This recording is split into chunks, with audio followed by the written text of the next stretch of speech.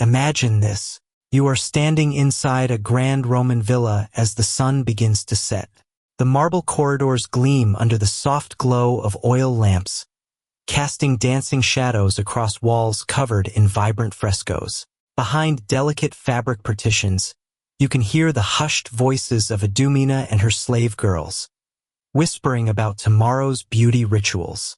The air is thick with the scent of rose oil and incense, and something else, something metallic and strange. A senator's wife steps out from her private chambers. Her face is painted with white lead, her lips stained deep red with mercury-based makeup cosmetics so poisonous they will slowly kill her over time. Yet she walks gracefully toward her husband's study, where important guests await. Her movements carry the weight of ancient customs that seem more like visions from a fevered dream than entries in a history book. But before we dive into these hidden stories of survival and suffering, if you are someone who loves uncovering the forgotten truths of history, hit that like button, subscribe for more, and let me know in the comments where you are watching from. I find it amazing that we are exploring these ancient worlds together from every corner of the globe, bound by curiosity across time. What we now call intimacy, those private moments between lovers, the personal routines of grooming, family bonds, all of it existed in ancient Rome within systems so radically different from our own that they challenge everything we think we know about human nature. And these were not oddities or exceptions. They were central to Roman life. Legal systems, religious beliefs, social customs all reinforced a civilization where power, gender, and sexuality followed rules that are both horrifying and fascinating to us today. In 79 AD, when Mount Vesuvius erupted and buried Pompeii beneath a blanket of volcanic ash, it did not just preserve the architecture and the dead, it froze in time the secret details of Roman intimacy. Bedrooms painted with explicit scenes, bathhouses with intricate social pecking orders, and hidden spaces where pain, pleasure, and power melted into each other until the lines blurred completely. Roman views on homosexuality were defined not by love or orientation, but by dominance and control. Same-sex relationships between men were widely accepted so long as they followed the social script. A Roman citizen could take the dominant role with a slave, a foreigner, or someone of lower status without raising eyebrows. But to take the passive role, that was different. That was shameful. That undermined the very foundation of masculine Roman identity. Even Julius Caesar, the great conqueror of Gaul, was dogged by rumors throughout his life not because of who he loved, but because of how he may have loved. His enemies mocked him as the Queen of Bithynia, alleging he had once been on the receiving end of a relationship with King Nicomedes IV in his youth. Whether it was true or not did not matter. The mere suggestion that Caesar had been sexually passive was enough to threaten his reputation as a powerful man. Centuries later, Emperor Hadrian's love for the young Antinous caused a different kind of scandal. Not because their relationship was between two males, but because Hadrian seemed genuinely emotionally attached. When Antinous drowned in the Nile in 130 AD, Hadrian's grief was overwhelming. He deified the boy. He founded a city in his name. To many Romans, this was not just excessive, it was politically dangerous. An emperor was supposed to rule with reason, not be ruled by emotion. Prostitution in Rome wasn't hidden, it was institutionalized. There were meretresses, registered prostitutes who worked in legal brothels and paid taxes, and silly, slave women whose owners rented out their bodies. And famosi, women of high birth who had lost their status and fallen into informal sex work. The brothels of Pompeii, preserved by volcanic ash, show what life was like. Tiny stone cubicles barely big enough for a narrow bed. Frescoes on the walls illustrating available services. Graffiti scribbled by clients, some crude, some weirdly affectionate. One scratched message reads, "Restituta, you have such a sweet way of moving your hips." Even in these transactional moments, glimpses of human emotion flicker through. The Subura, a chaotic district of Rome, was the heart of this world. Brothels, taverns, and theaters all packed into a few narrow streets. At night, even senators visited disguised in plain tunics, their senatorial rings hidden away. They had mingled with commoners and returned to their villas before dawn, cloaked once again in virtue. Marriage contracts in ancient Rome were not romantic, they were strategic documents, etched onto papyrus or bronze tablets, filled with clauses more suited to business deals than love letters. Some spelled out property rights.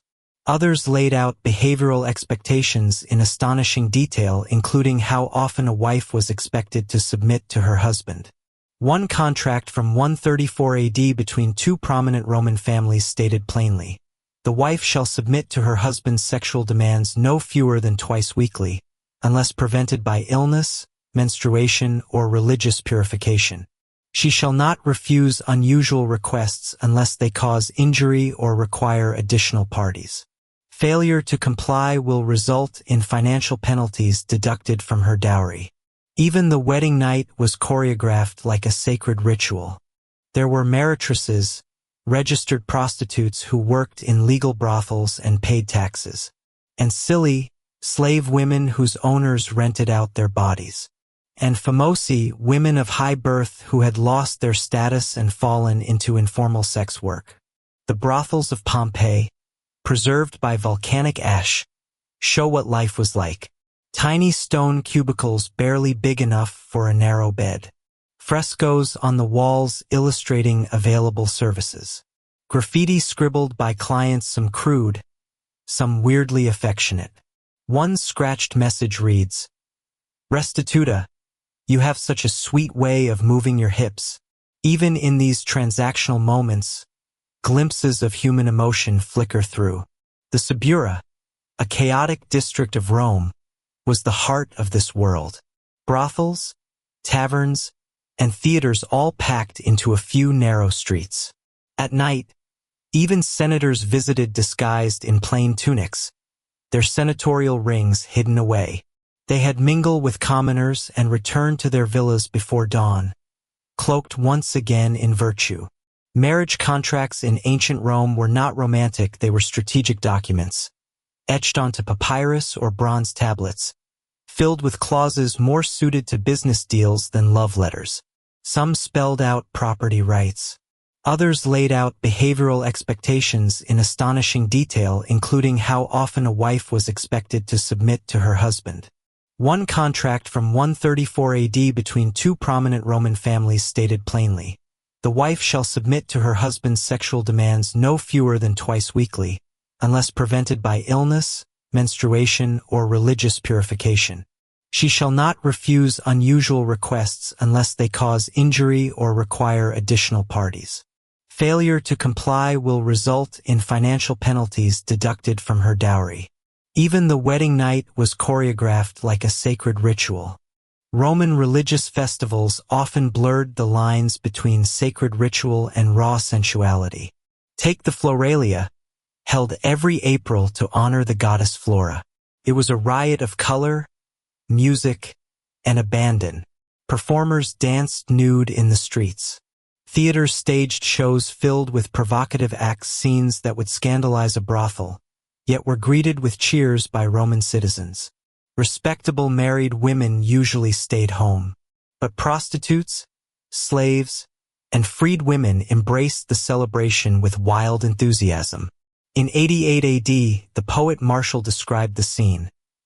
Senators sat shoulder to shoulder with slaves, all pretending it was devotion, not desire, that brought them there. As performers coupled on stage and musicians played hymns to the goddess, the crowd roared, hungry not just for entertainment, but divine permission to surrender modesty. Even medicine in Rome was steeped in the politics of gender and control.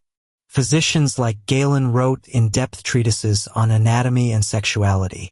They believed women needed to experience pleasure to conceive, but also warned that too much pleasure could make a woman immoral, even dangerous. Cyrenus of Ephesus trained midwives in techniques that revealed these assumptions. He instructed, if labor is slow, Ask whether the woman experienced satisfaction during conception. Passion opens the womb, eases the birth. If she did not, herbs or manipulation may be needed. He added, without irony, that women who conceived through duty or force often suffered more in childbirth. Those who conceived through passion delivered more easily. Sexual education in Rome began early and lasted for life.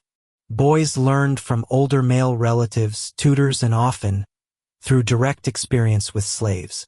Girls were taught by their mothers and married women. But their lessons focused less on pleasure, more on obedience, silence, and pain. Boys underwent the toga virilis ceremony around age 16, marking the passage from child to man. It involved sacrifices to the household gods, public declarations, and often, a private visit to a brothel or arranged session with a family slave. It was a culture where experience wasn't just expected, it was orchestrated. Roman poetry, though, gave voice to the emotions lurking beneath all this structure. The poet Catullus wrote with aching vulnerability about his love for Lesbia, likely Clodia Metelli, sister of a powerful politician. His verses throb with passion, jealousy, and despair. When they loved, he celebrated her intelligence, her wit. But when she left him, his tone turned vicious. He threatened her lovers with violence, mixing heartbreak with hatred. In Rome, even the purest emotions were filtered through the lens of power. Even in death, Roman intimacy left traces that speak volumes. Tombs commissioned by wealthy families often showed couples reclining together, forever caught in a moment of affection. The wife's hand rested gently on her husband's chest, a symbol of eternal fidelity. It was a message to the living that love, sex, and connection did not end with the body. They transcended the grave. Some burial chambers went further. Erotic frescoes adorned the walls. Intimate objects were buried with the dead. Whether this reflected belief in posthumous pleasure or simply the deceased's earthly interests, scholars still debate. But the message is clear: Romans saw sexuality as something that lingered, even after breath was gone. Aging did not erase these instincts, but Roman expectations changed with time. Older men were expected to remain sexually active, even virile. Many married younger women to ensure satisfaction and legacy. But older women, they faced ridicule if they showed desire. Juvenal, the satirist, mocked an elderly woman named Ippia, grandmother of 7, who abandoned her husband to chase a gladiator to Egypt. Her face painted like a bride's, her body wrapped in silks that fooled no one. The gladiator, he wrote, took her money, her jewelry, but recoiled when she reached for him. Some coins, he said, aren't worth earning. Among slaves, relationships occupied a strange emotional and legal limbo. They couldn't legally marry, but that did not stop them from forming deep, loving bonds, relationships quietly acknowledged within households, though never protected by law. Sometimes, a master freed a beloved slave and married them, but the power dynamics never disappeared. Children born to slave women belonged to the master, no matter who the father was. Families could be split at any time. Ownership overruled love. Pliny the Younger once wrote to a friend about a slave named Zosimus. He was more than a servant, Pliny said. He was my companion. He shared my bed, my meals, my secrets. When Zosimus died, Pliny freed his son and built a tomb for him, not as a slave, but as a beloved friend. He knew some would scoff at the sentiment, but he did not care. Roman law recognized multiple kinds of marriage, each with different rules and protections. Confarreatio was the most sacred, performed only by patricians with elaborate rituals that made divorce nearly impossible. Coemptio was a symbolic sale. The bride passed from her father's authority to her husband's. Usus was the simplest. If a woman lived with a man for a year without being away for more than 3 nights in a row, they were considered married. Rich families preferred confarreatio for legitimacy and inheritance rights. The poor made do with uses no ceremony, no fanfare, but also no legal safety net. Some Roman sexual customs, once considered ordinary, now strike us as deeply troubling. Pederasty relationships between adult men and adolescent boys was practiced openly in certain Roman circles, provided strict social rules were followed. The older man was expected to take the active role. He served as mentor, guide, even patron. The boy, ideally, was to gain education and refinement until he reached adulthood. But modern psychology exposes the dark truth. No matter how Rome tried to frame it, these relationships were fraught with power imbalance and psychological harm. Literature from the time doesn't shy away. In the Satyricon, written around 60 AD, Petronius describes the narrator's obsession with a beautiful boy named Giton. His beauty tormented me more than it pleased me, he writes. I wanted to possess not just his body, but his dreams, his mind. But when other men looked at him, I did not feel pride, I felt terror. The line between affection and control vanished. The boy became a prize. Love, ownership, and fear were all tangled together. Roman religion, too, often blurred boundaries between the sacred and the sexual. In some temples, sacred prostitutes acted as intermediaries between gods and worshippers. The cult of Cybele, popular among soldiers, required male priests, known as Galli, to castrate themselves in ecstatic rituals, then live as women in service to the goddess. These priests existed in a space outside Roman norms, neither male nor female, neither slave nor citizen, but something holy and other. Magic also crept into the realm of desire. Thousands of cursed tablets have been uncovered, thin sheets of lead inscribed with desperate pleas. I bind Gaius Lucius, so that he can think of nothing but Claudia until he comes to her bed. Love potions, too, were common, crafted from plants, animal parts, even ashes. The line between remedy and poison blurred dangerously. Some Romans died chasing beauty, lust, or loyalty through potions that promised control, but delivered death. Men in Rome were expected to pursue pleasure. Women, meanwhile, had to strike a fragile balance, showing just enough interest to satisfy their husbands, but never so much that they appeared wanton or uncontrolled. It was a tightrope walk. Too cold? You risked insult. Too passionate? You risked shame. Ovid, in his Amores, described a woman lying beneath her lover like a statue, silent, motionless. She feared pleasure would mark her as wicked, he wrote. But when he pulled away, she wept, fearing she had failed him. Caught between danger on both sides, Roman women lived in a world where even intimacy was a trap. Even behind closed doors, Roman households maintained tight control over the intimate lives of their slaves. A master could forbid two slaves from marrying or force them apart at any time. Sex itself became a tool of discipline or reward. Some elite homes even kept records of so-called breeding programs, tracking which slaves produced children with desirable traits: strength, obedience, intelligence. These records, preserved on papyrus and wax tablets, read disturbingly like livestock inventories. In the eyes of Roman law, these people were not families. They were property. Their love, their grief, their children, none of it belonged to them. Roman military life brought its own brutal realities. Soldiers were expected to remain celibate while on campaign. In practice, this was often ignored. Conquest gave way to violence not just on the battlefield, but in the aftermath. Women in defeated cities were frequently subjected to assault, their bodies seen as part of the spoils of war. Julius Caesar himself alluded to this practice in his commentaries on the Gallic War. After the brutal siege of Alesia, he wrote, "The soldiers celebrated, according to ancient custom.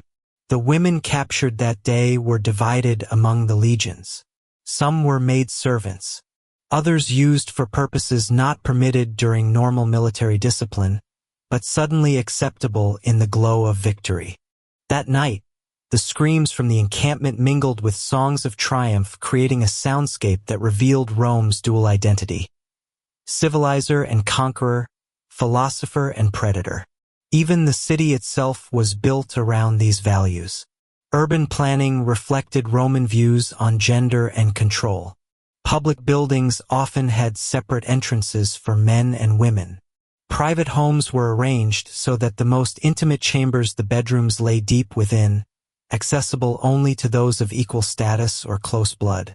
These spaces were often decorated with mosaics and frescoes that celebrated pleasure, fertility, and at times violence. And the roads? Those famed Roman roads that stitched the empire together, they were not just for legions and traders. They carried prostitutes, slaves, and entertainers across provinces. Roadside inns frequently doubled as brothels. Travelers expected sexual services as readily as food or a bed. Even on the empire's literal highways, sex was a currency offered, taken, sold, or coerced.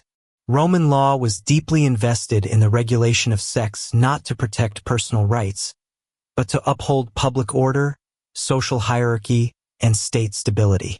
There were laws detailing which sexual acts were legal, who could engage in them, and what punishments applied when those lines were crossed. These were not laws to prevent harm, they were tools to preserve control. A citizen caught in adultery could be fined. A slave had no legal standing to protest sexual exploitation. And brothels? They were not just tolerated, they were taxed. The Roman government profited directly from sexual commerce. Prostitutes paid licensing fees. Brothel owners paid property taxes. Even some adultery cases, when brought to court, ended in financial penalties that padded the imperial treasury. Sex in Rome was not just a private matter, it was a business model. Architecture mirrored this reality. Bathhouses were designed with private chambers perfect for quiet encounters. Theaters had upper balconies, well known for hosting secret rendezvous. Even temples sometimes included secluded rooms where worshippers could engage in sacred sexual rituals. These were not hidden aspects of Roman life, were woven directly into the design of the empire. Art preserved it all. Across villas and public buildings, we find frescoes, mosaics, and sculptures depicting sexual acts in explicit detail. Scenes that would shock later societies were proudly displayed in dining rooms, bedrooms, even garden walls. To the Romans, these images were not obscene.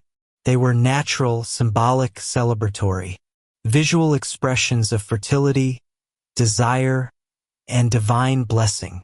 Philosophy tried to make sense of it all. Stoics like Seneca and Marcus Aurelius urged moderation. Desire, they believed, distracted the mind, weakened the will, and led to ruin. The body seeks pleasure like water seeks its level, wrote Marcus. But the mind must act as a dam directing that flow toward the common good. Epicureans were more forgiving. Pleasure was acceptable only when chosen wisely, in moderation, and without long-term consequences. Seek pleasure, yes, but avoid the kind that ends in pain.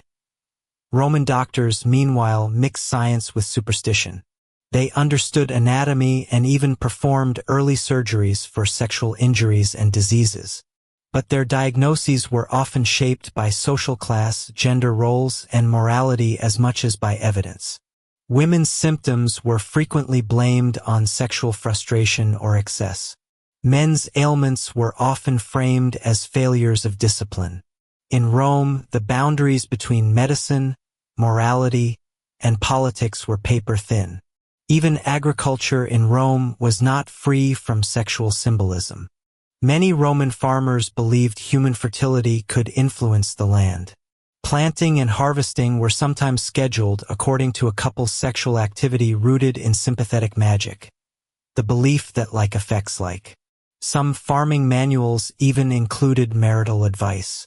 They instructed couples to engage in intercourse before sowing seeds, or abstain during harvest depending on the crop and the region.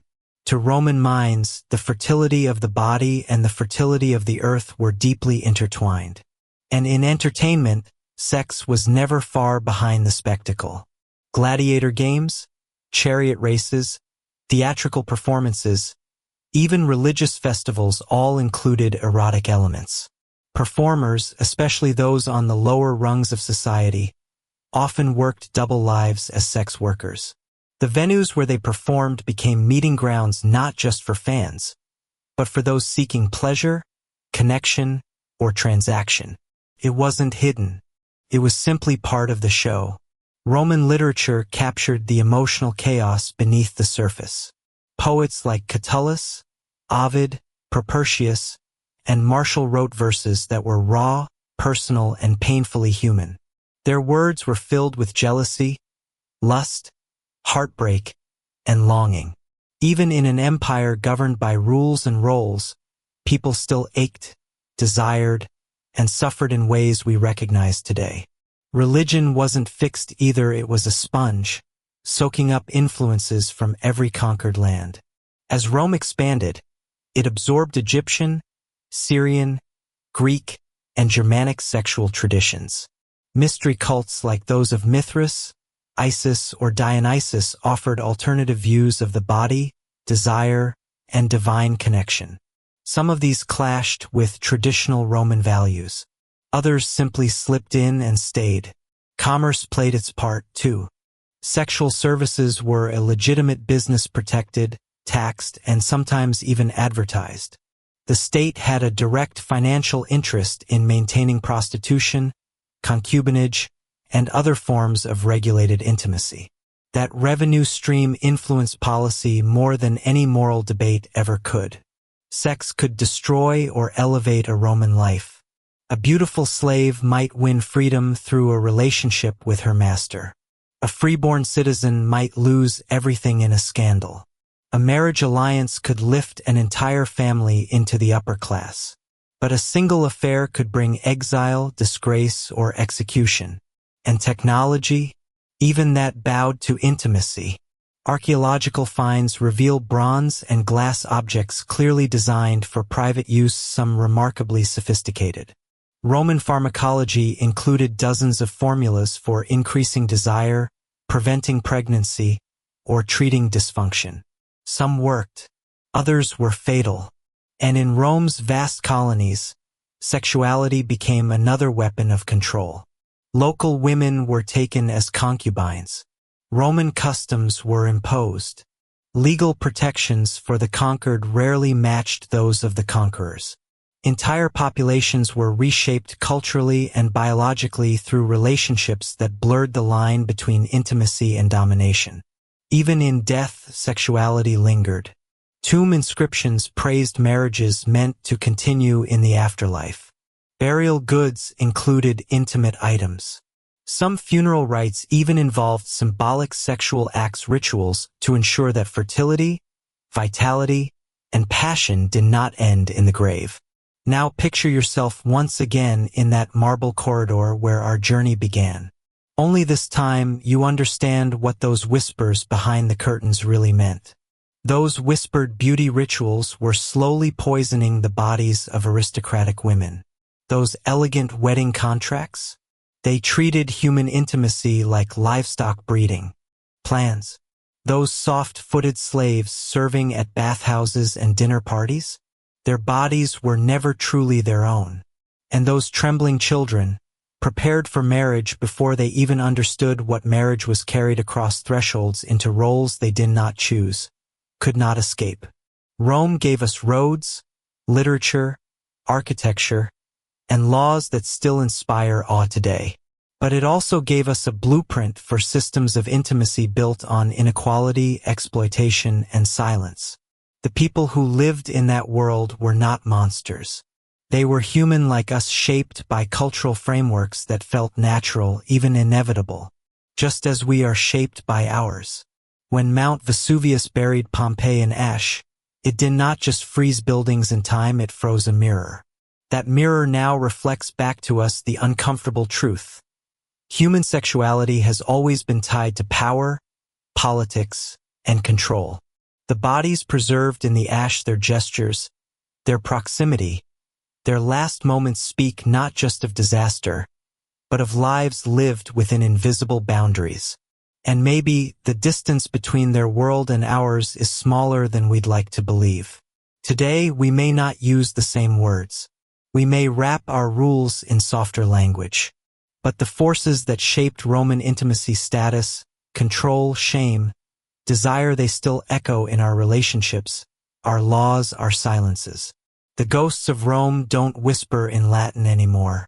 They whisper in the universal language of human longing, of desire shaped by fear, of love constrained by power. They remind us that intimacy has never been innocent, that love has never been free from consequence, and that every culture's sexual customs, past or present, reveal its deepest beliefs about who is fully human and who is not. Stand in those ruins today and listen closely. You might still hear the echo of those ancient whispers carrying secrets buried in ash, but never truly silenced. They have only learned to speak in different languages and to hide behind different customs, as persistent, as complicated, and as haunting as the human heart itself.